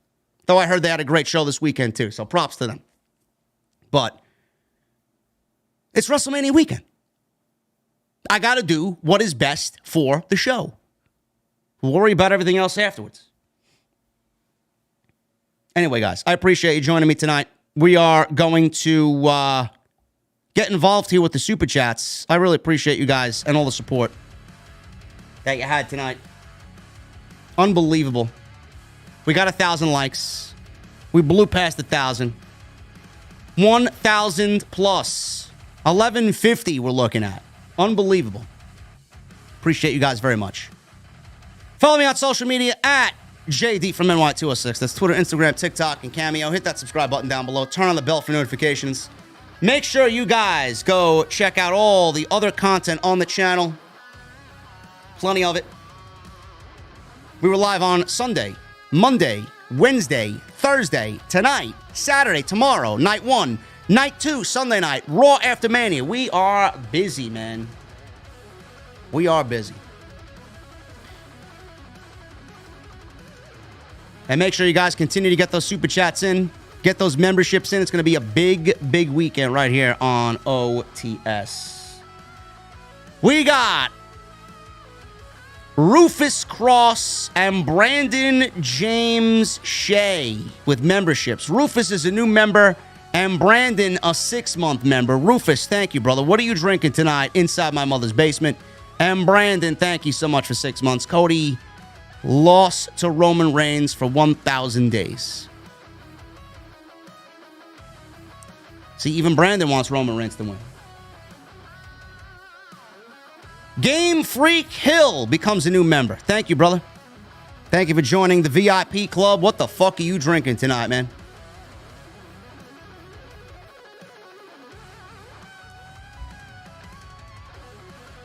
Michelle Moran with a $5 super chat. Triple H is very high on Dominic.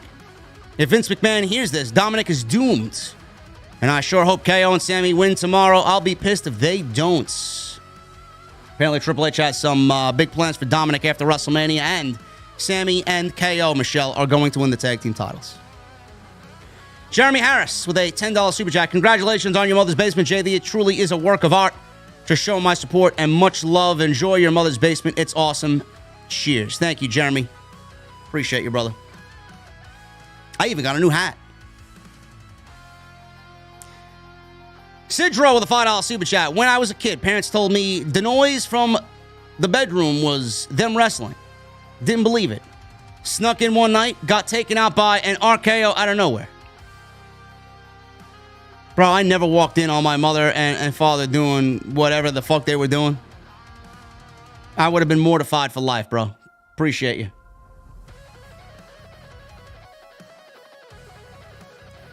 All right, man. You know what? You know what I'm going to do? I'm going to be a generous soul, man. We're now winding down the end of the night. I'm going to open up the chat for everybody else that wants to get in and just hang out in my mother's basement, man. So everybody waiting in line, man. There's a long line waiting to get into the mother's basement, man. So we are going to open up the chat room towards the end of this thing. Sorry, mods. I kept my word, though. It was VIP only most of the night. Here you go.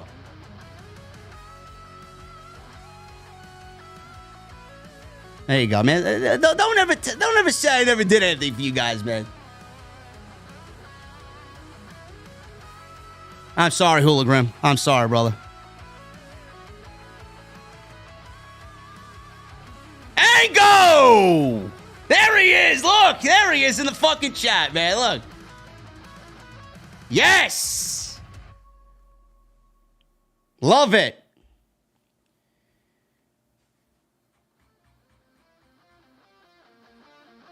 Tony Hall with a new membership. Thank you, brother. What the fuck are you drinking tonight? Easy with the 2 months. Appreciate you, man. Yeah, where did everybody go?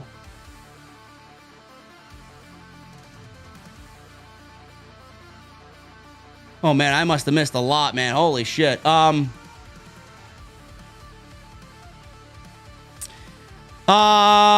Broncos with the new membership. Thank you so much, brother. Justin with a $1.99. Your mother's basement looks amazing, JD. OTS for life. Thank you, Justin. Easy with the 2 months. Mother's basement is the truth. Thank you, guys. Tony Hall with a new membership. Thank you, Tony Hall. Easy with a $10 super chat. The way SmackDown ended, Roman is not losing his title at WrestleMania. OTS for life. JD is the absolute best. Thank you, Easy. And I believe that was Easy's first super chat inside the OTS venue, man. Thank you so much, brother. I really appreciate you.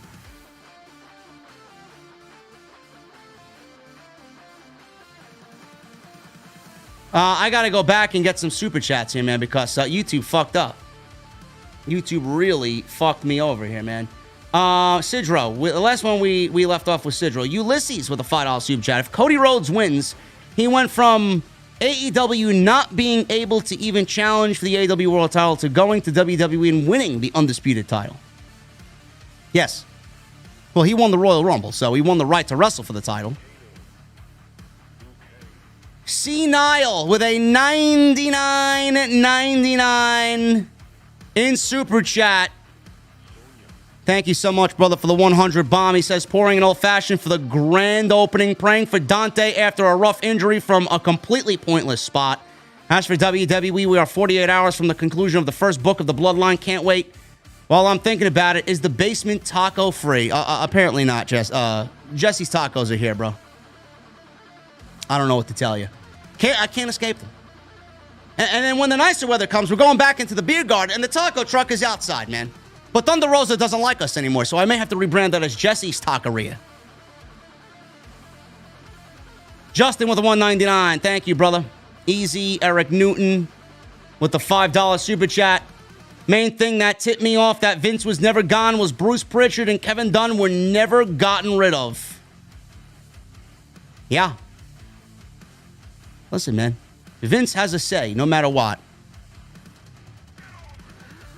Vince is now back as an employee of the company. But I was only, we only read that he was only back to sell the company. Not that he was going to make himself an employee again. Tommy Brannigan with a $5 super chat. Absolutely gorgeous Mother's Basement venue, JD. OTS for life. So pumped for WrestleMania. Thank you, Tommy. I appreciate you, bro.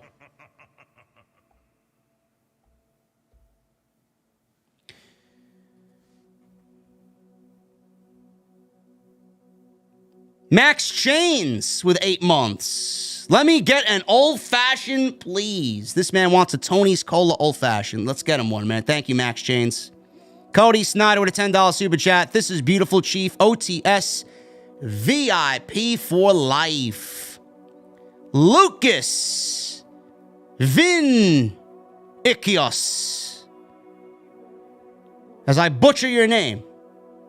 New membership. Thank you, Lucas. I appreciate you, brother. What the fuck are you drinking tonight, man? Guardian of Chaos. My guy's not feeling too well tonight, but he still showed up to my mother's basement. Well done, JD. Congratulations. VIPs to the right for the special event and first drinks on the Guardian of Chaos. Thank you, brother.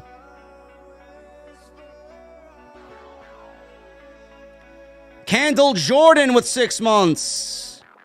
I believe it was 1 or 2 birthdays ago. I said I need to collab with UMBC. Now it seems so close.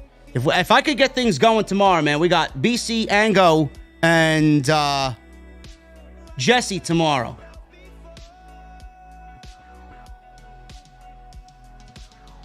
JP5150 with a $5 super chat. JD, bro, all I want to say is the venue is jazzy as hell. Hopefully, if given the opportunity, I wish to get into that piano. It's looking good, bro. Thank you, JP. The piano is only played on Sundays, bro. We have a pianist in the venue. Tutti Frutti with a $1.99. Favorite WrestleMania match that doesn't include a Hall of Famer, bro. I think I was asked this question the other night. I have no idea, bro. No idea. That is a question that I need to really sit on and ponder, bro. $1.99, Tutti Frutti. Who should be Randy Orton's final opponent? John Cena. Joseph Gonzalez with a $1.99. You need to make an emoji for Moose Pritchard. I might have to. Israel with 22 months. No one does it like you, JD. I can't wait for the weekend and have to be proud of this venue. I appreciate you, man. Thank you so much. Justin Smith with a $5 super chat. Stage 1 complete. Virtual My Mother's Basement built. Stage 2, My Mother's Basement gets built for real. Let's fucking go. This is actually, you know, you want some tidbits about this, man. This is actually the influence of a bar here in New York City called Patent Pending. I know where I like to go to drink, bro. I know where I like to go to drink. That's all I'll say. Look it up. It's fucking gorgeous. Vegeta. 12 months. My Mother's Basement looks amazing. Thank you, brother. Appreciate you. Chelsea with 12 months. Milestone unlocked. What's up, OTS? Much love, Lord JD. OTS for infinity. Love the debut of My Mother's Basement. Chocolate old-fashioned for me. Ooh, I love me a good chocolate old-fashioned. They are absolutely incredible, man. The best chocolate old-fashioned I've ever had was in Ireland at the Jameson Distillery. Is TK still on the scrum, man? Oh, my goodness. What is he talking about? Yo, let's get TK in the venue, man. We got to get him some fucking old-fashions, man. Let's get an old-fashioned in TK. The fuck is he talking about?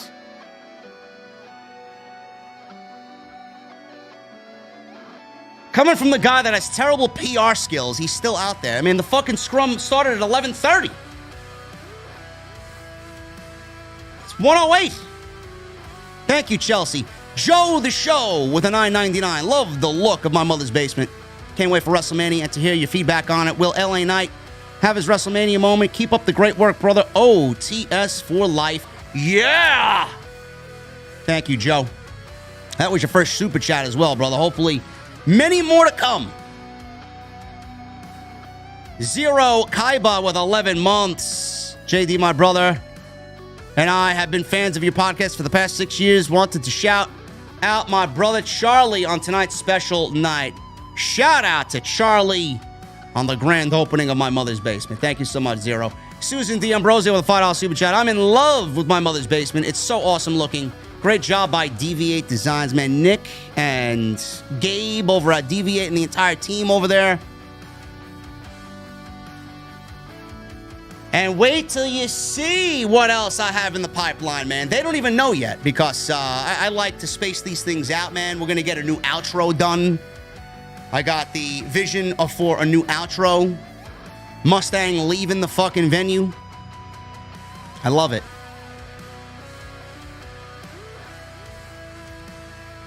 Armando with a $9.99. Awesome Mother's Basement, JD. Love it. Do you see Ray putting Dominic over or until SummerSlam? OTS #1. I actually see Dominic winning tomorrow. I think Dominic wins tomorrow. You know what, Jesse? You know who's there, bro? All the fucking bootlickers of Tony Khan. That's who's there. Supposedly, I'm a bootlicker of Tony Khan, but I'm not there. I'm here. You got all your bootlickers over there. Those are the only people that are still remaining. And I love TK, man.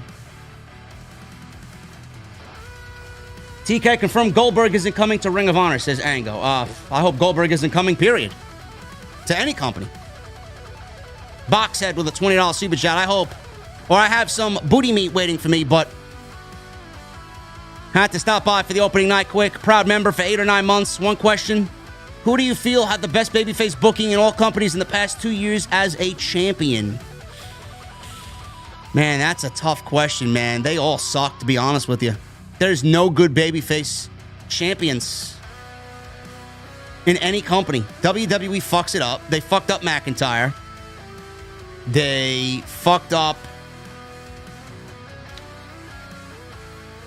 AEW fucked up. I don't want to say they fucked up Adam Page. I think Adam Page had a great run as champion, man. A lot of people weren't high on Adam Page as champion. He had some banger matches. I don't think Adam Page got the credit he deserved as a world champion. I'm probably going to say Adam Page. Joe the Show with a $4.99. There's a report that TK gave Christian the green light to show up at WrestleMania to be part of the Brood reunion. Think he and Gangrel will show up. If that's the case, man, TK loves pro wrestling, man. I wouldn't doubt it. That would be great. Now all we need is Alter Bridge to play Edge to the Ring. Tenario with a 5. JD, what WrestleMania matches do you think should have main evented but didn't? Man, you guys ask me these fucking weird-ass questions, man. Tenario, listen, bro. It's 1 o'clock in the morning, and you got me fucking thinking about WrestleMania, the 40 years of WrestleMania matches on what should have main evented the show. Undertaker and Shawn Michaels should have main evented WrestleMania 25. That's all I know. They main evented 26. There was no title on the line. We'll go with that one.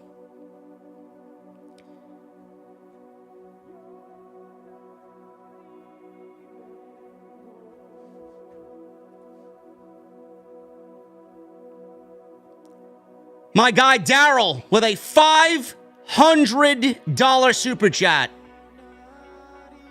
This guy is unbelievable, man. He says, what better way to celebrate the grand opening of my mother's basement than by dropping an OTS Sith Negan bomb?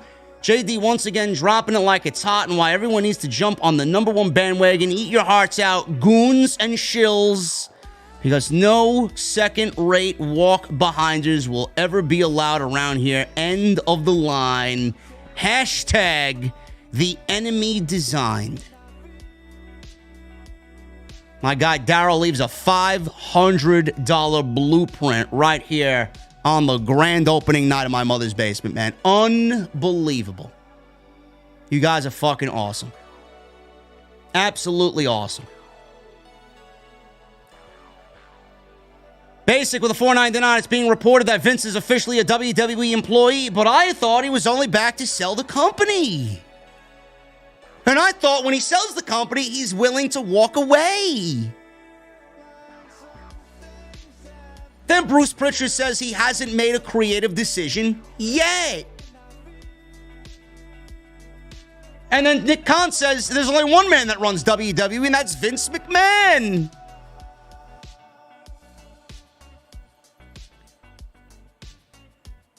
Watson. Yo, what's up, JD? Congratulations on your mother's basement. I love it. Cheers. Thank you, brother.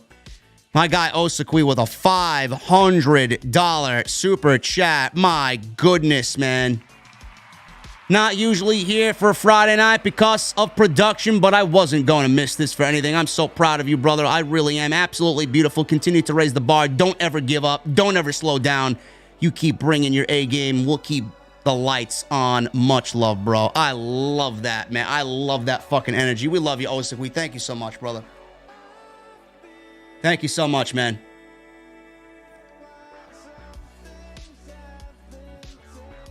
And hopefully everything's going well with you, man. You and the family. Daniel Easterday with a $5 super chat. Your new layout is amazing. Nobody does style better than you. You're the best there is. Thank you, Daniel. I appreciate you, man. Tutti Frutti with a $4.99. I thought Dom was about to give Ray the Bret Hart treatment. I got to go back and watch it, man. Listen, I thought the Hall of Fame was going to start at 10 and kind of end around 11, 11:30. I mean, they had a fucking kickoff show for the Hall of Fame. Now I know better for next year. It's crazy, man. I'm like, what is going on? And then Stacy Keibler's on, and, you know, she's a sweetheart, but holy shit, man. It just got really boring. Oh, Mick Foley's out there. Apparently Ric Flair was putting himself over. Mr. Sports Dog with a $1.99. Congrats, JD. Keep putting in that work. I appreciate you. Thank you, brother. The Script Keeper with a $20 super chat. Hey, JD, as for my mother's basement, all I can say is wow, but I don't know what you think. But for Cody, it's turning into a real nightmare for me. They forced Roman down our throats. Now they're forcing Cody down our throat. Bro, they're not forcing Cody down our throat. They're not forcing Cody down our throat, bro. Come on now. And Mr. Sports Dog, that was your first super chat, brother. $1.99. I appreciate you, man. Hopefully that's not the last time we see you. Twevin with a new membership. Kinson Stanley with 7 months. The Craig with 7 months. Coaster Cloudy with 1 month. I appreciate you guys very much. And I got one question for you guys, man. What the fuck are you guys drinking tonight? Juan Carlos with a $4.99. Hey, JD, big fan from Puerto Rico. Nice basement. Drinking IPA here. Are you going to Backlash? If you are, enjoy it. OTS for life. I am not decided yet, man. I'm undecided on that and Toronto for Forbidden Door. Mike Lee with a 20 bomb. Hey, JD, sorry I was late to the grand opening of my mother's basement. Can I order a Jade Cargill Long Island iced tea? Bro, we don't have Jade Cargill Long Island iced teas. We have Jade, Emerald, and Gold, bro. Ricardo Linnell with a $4.99. Did Jade Cargill's invite get lost in the mail? The venue looks amazing, JD. Keep raising the bar. OTS for life. Thank you, Ricardo. I'm not so sure I want Jade in here, man. She may be making fun of me that I can't do a pull-up.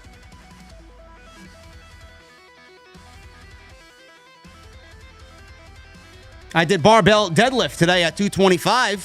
35 reps. I feel like shit. Is that enough for Jade Cargill? No. Probably not. Baby Shaq with $4.99. What's up, JD? My mother's basement looks brilliant. Happy effing WrestleMania day and so pumped. OTS for life. Thank you, Baby Shaq. Ahmed Yusuf with a $4.99. Can you see Jay White and Randy Orton showing up after the main event of night 2? I could see them showing up. I don't know if they're going to show up in the main event. Randy Orton, Dave Meltzer said Randy Orton is not cleared to wrestle, but he wants to be a part of WrestleMania. To do what? I don't know. Yeah, Jade is busy chilling with Naomi.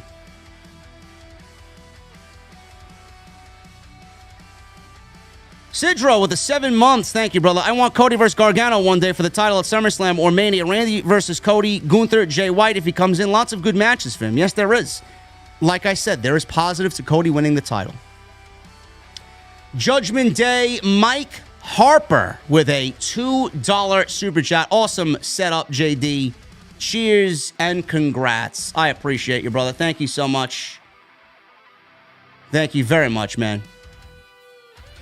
And I want to go over these members again, man. We had a lot of members tonight. I don't want to miss anybody, man.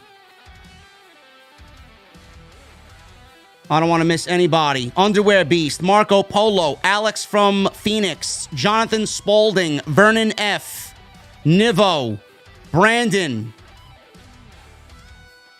Ruperto, Romero, Gig Worker, 1099, Shayla, Rufus Cross, The Craig, The Main Event, J-Man, RXG, Stack the Bean, Costa the Cray Cray Greek, Sith Warlord, Raymond Moore, Twevin, John in West Texas, Tony Hall, Drop This Box, Lucas, Meb Broncos, Zach Seymour, Dio Crew 420, Don Scraggs, Jazelle Johnson, Game Freak Hill, Wild Stallion 77, Arthur L. Chambers, Roy Knowles, and Senile. Legitimately, all members tonight, man. You have blown me fucking away, man. Absolutely. Absolutely fucking crazy, man. You guys just blew me away tonight, man. I appreciate you joining me. And my mother's basement is going to be open all weekend for WrestleMania, man. It's going to be crazy. Absolutely crazy. So tomorrow, guys, the plan is... Ango's already drunk. Yeah, bro, if I should have a cold one, too, to be honest with you. Tomorrow, man, NXT, Stand and Deliver, watch along. Tomorrow, we'll be live till about 4 p.m. when that show ends, man. I'm very curious to see what they do with Carmelo and Braun Breaker. I'm actually very excited about that match. I'm excited about the Grayson Waller and Johnny Gargano match. It's unsanctioned, so who knows what they're going to do. And then around 4:30, the invites are going to go out during NXT, around 4:30 or so. Ango, BC, and myself, along with Jesse, will be doing a roundtable WrestleMania discussions, man. We'll be talking about predictions. We'll be going over what we think of the road to WrestleMania, Cody Rhodes, Roman Reigns, everything about WrestleMania in that show right before the big event goes live. It'll be on my channel. You guys will get notifications, so make sure you guys get that. And then Saturday night, man, we will have the WrestleMania post show for night 1. Royal Rumble, we did 6,700 people, man. I'm expecting 7,000 plus in here on Saturday night. Can't wait to show you guys what's going on this week, man. It's a great week, and it's crazy, man. It's going to be absolutely fucking crazy. And I thank you guys for joining me tonight on the podcast. We are about to get out of here, man. I'm about to get into the Stang, and I'm about to hit the road. I gotta get out of this jacket. Sweat my fucking balls off in here, man. Holy shit. Tomorrow we'll be back in our hoodie, man. Believe me. I appreciate you guys, man. Thank you so very much. Thank you for the super chat support. Thank you for the memberships. I couldn't have asked for a better opening night, man. Follow me on Twitter at JDfromNY206. We're about to hit 50,000 on Twitter. The verified check marks are going away, but I have Twitter Blue, so fuck off. And the only reason why I pay for Twitter Blue is for business. It's a write-off. Fuck do I care? Twitter at JDfromNY206. Twitter, Instagram, TikTok, Cameo. Make sure you guys hit that subscribe button down below. Turn on the bell for all notifications. Make sure you guys go out and check out all the other content on the channel. Plenty of it for you guys. And please check out Manscaped. Manscaped.com. Tonight's sponsor for the show. Code SCRIPTS20 at checkout for 20% off anything on their website. Guys, 1 p.m. live on this channel. NXT Stand and Deliver post-show. We will hang out, have a couple of beers, and just shoot the shit, man. Until then, thank you for a great night. Thank you for joining me in my mother's basement. And we'll see you tomorrow, man. A busy day. 3 podcasts tomorrow. One of them being WrestleMania post-show right here for night 1 on Off the Scripts. And I will see you guys tomorrow. Have a good night. I'll see you guys later.